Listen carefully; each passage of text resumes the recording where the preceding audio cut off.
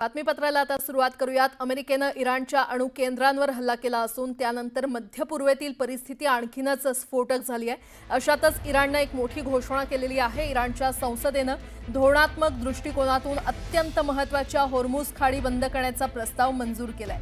या निर्णयानंतर इतर देशांमध्ये इंधन दर वाढण्याची शक्यता निश्चित मानली जाते। इराणच्या राष्ट्रीय सुरक्षा समितीमध्ये यासंदर्भात एकमत झालं असून यासंदर्भात लवकरच निर्णय घेतला जाण्याची शक्यता वर्तवली जाते।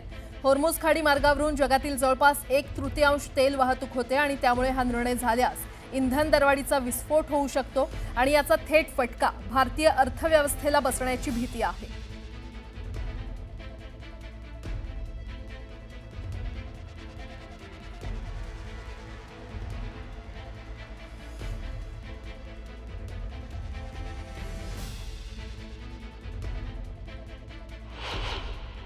ओमान आणि यांच्यामध्ये असणारी जी स्ट्रेट ऑफ हार्मुज आहे, यांच्या माध्यमातून ही स्ट्रेट ऑफ हार्मुज साधारणतः 25 किलोमीटर वाईड अशा प्रकारची आहे, जी इराणच्या अखत्यारीमध्ये आहे।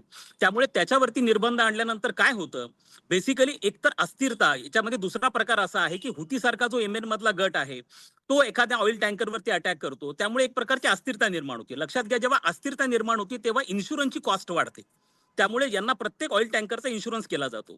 दुसरा पर्यायी स्रोत काय तुम्हाला ट्रान्सपोर्टेशनचे जर पर्याय असतील तर तो कॉस्ट वाढणार। या सगळ्या गोष्टींचा परिणाम हा ओव्हरऑल आंतरराष्ट्रीय बाजारपेठेमध्ये तेलाच्या किमती वाढण्यावरती होतो। 13 जूनला ज्या वेळेला इस्रायलने इराणवरती अटॅक केला तेव्हा जागतिक बाजारपेठेमध्ये तेलाची किंमत ही प्रति डॉलर $69 होती प्रति बॅरल। ती 19 जूनला $77 प्रति बॅरल झाली। असं आहे की या हायब्रिड वॉरफेअरमध्ये होर्मुझचा आखात बंद करतील ते काही दिवस, पण ते सुद्धा फार दिवस त्यांना करता येणार नाहीये। त्याचं कारण आहे की इराणचं नौदल सुद्धा खूप निकामी झालेलं आहे आणि होर्मुझच्या खाडीमध्ये अमेरिकेने जे मोठे मोठे निमिट्स आणि हे कॅरियर आणून ठेवलेत ते वापरून इराणचं नौदल पूर्णपणे उद्ध्वस्त करण्याची क्षमता अमेरिकेची आहे। माझ्या मते आता पहिलं काम जे होईल ते हुतींचा नायनाट करणं होईल, कारण लाल समुद्रातनं अजूनही ऑइल आणता येतं। दाहरानच्या ऑइल फील्डमधनं ऑइल लाल समुद्रातनं येऊ शकतं, तिथे हुती बसलेले आहेत। तर आता बहुतेक अमेरिका आणि इस्रायल दोघं मिळून पुतीनचा नायनाट करतील। इस्रायलच्या सेनेनं इराणच्या याझदमध्ये इराणच्या क्षेपणास्त्र मुख्यालयावर हल्ला केलेला आहे आणि या हल्ल्यात इराणचा क्षेपणास्त्र डेपो पूर्णपणे उद्ध्वस्त झालाय। इस्रायलने या हल्ल्याचा व्हिडिओ जारी केलेला आहे। इस्रायली सैन्याचा हा आतापर्यंतचा सर्वात मोठा हल्ला असल्याचं सांगण्यात येत आहे। हा हल्ला 2200 किलोमीटर अंतरावर इराणमधील याझद इथल्या खुरम शहर इथे करण्यात आलेला आहे।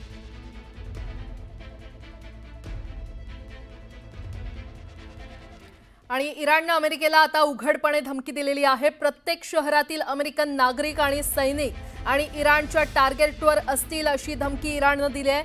अमेरिकेच्या हल्ल्यानंतर इराणच्या माध्यमांमध्ये ही धमकी देण्यात आलेली आहे। दुसरीकडे अमेरिकेनं तुर्की, इराक, UAE आणि जॉर्डनमधील आपल्या नागरिकांना मार्गदर्शक सूचना जाहीर केलेल्या आहेत।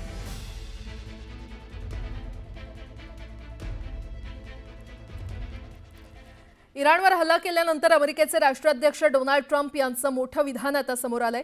सत्ता परिवर्तन शब्द राजकीयदृष्ट्या योग्य वाटत नसला तरी इराणची सध्याची सरकार इराणला महान बनवण्यात सक्षम नसेल तर सत्ता परिवर्तनाला काय हरकत आहे असं ट्रम्प यांनी म्हटलंय। ट्रम्प यांनी या विधानातून स्पष्ट संदेश दिलाय। इराणच्या सरकारवर हा थेट हल्ला मानला जातोय आणि त्यामुळे पश्चिम आशियात तणाव वाढण्याची शक्यता आहे।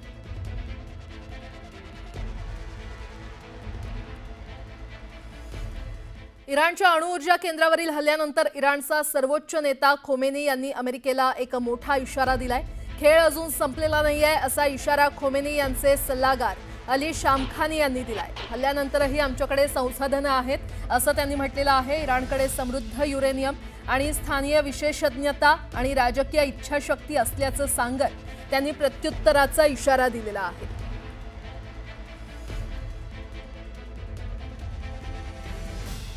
इराणचे राष्ट्रपती मसूद पेजेशकियान यांनी फ्रान्सच्या राष्ट्रपतींसोबत फोनवरून चर्चा केली आहे। इराण आणि इस्रायलमध्ये सुरू असलेल्या युद्धाच्या पार्श्वभूमीवर मसूद पेजेशकियान यांनी चर्चा केली।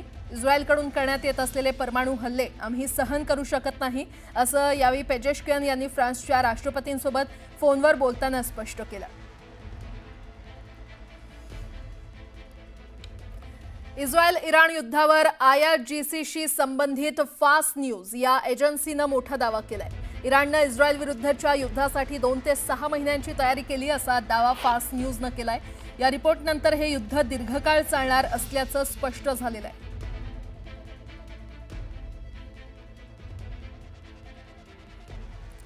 इराणच्या इस्फहान आणि नतान्स या अणु ठिकाणांवरील हल्ल्यांपूर्वीचे आणि हल्ल्यानंतरचे सॅटेलाइट फोटो समोर आलेले आहेत. अमेरिकेनं 22 जून रोजी या दोन्ही परमाणु केंद्रांवर हल्ला केला होता. सॅटेलाइट इमेजमध्ये हल्ल्यानंतर परमाणु केंद्राचं झालेलं नुकसान स्पष्टपणे दिसतंय. फोटोवरून स्पष्ट होतंय की हा हल्ला अत्यंत अचूक होता. ज्या ठिकाणी बॉम्ब टाकण्यात आला त्या ठिकाणी प्रचंड विध्वंस झाल्याचं या इमेजमधून स्पष्ट होतंय. ही 2 दृश्य इराणनं हल्ल्यापूर्वीचं खरं तर इराणमधलं हे दृश्य आणि हल्ल्यानंतरचं हे दृश्य.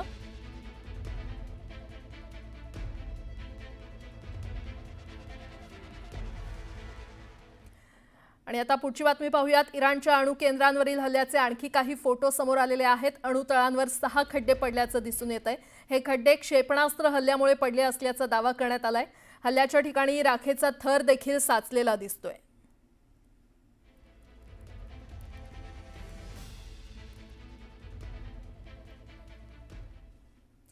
पुढची बातमी पाहूयात. रविवारी इस्रायली सेनेनं इराणच्या अनेक सैन्य ठिकाणांवर हल्ला केला होता. क्षेपणास्त्र आणि ड्रोनच्या मदतीनं इराणच्या सैन्य ठिकाणांना लक्ष्य करण्यात आलं. या हल्ल्यामध्ये इराणच्या इमाम हुसेन मुख्यालयासह अनेक महत्त्वाची ठिकाणं उद्ध्वस्त झाली आहेत. इस्रायलच्या सेनेनं या हल्ल्याचा व्हिडिओ जारी केलाय. इराणमध्ये हल्ले सुरू ठेवणार असल्याचा इशारा देखील देण्यात आलाय.